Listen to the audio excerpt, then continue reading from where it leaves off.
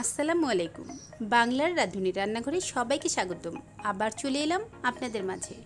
আজ নিয়ে এসেছি এই রমজানে ইফতারে যদি আমরা লাচ্ছি খাই তাহলে অবশ্যই অনেকটাই প্রশান্তি পাবো।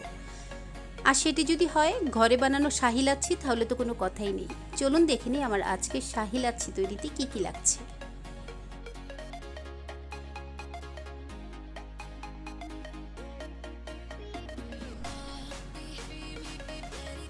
এখানে আমি ব্লেন্ডারে 1 কাপ পরিমাণ মিষ্টি দই নিয়ে নিলাম এবং এই দইটি আমার ঘরে বানানো। আমি পরবর্তী কোনো রেসিপিতে অবশ্যই মিষ্টি দইয়ের রেসিপিটি দিয়ে দিব।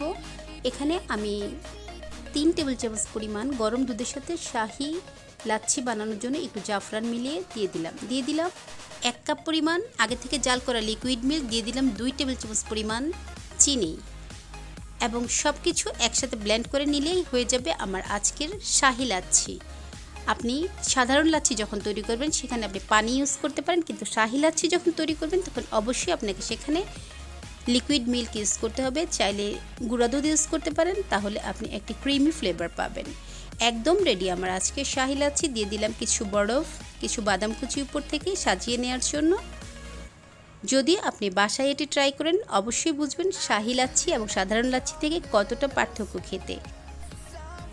যদি ভিডিওটি ভালো লেগে থাকে লাইক, কমেন্টস অ্যান্ড শেয়ার করে দিবেন, সাবস্ক্রাইব করে দিবেন এবং পাশে থাকা বেল আইকনটি ক্লিক করে দিবেন। সবাই ভালো থাকবেন, ধন্যবাদ।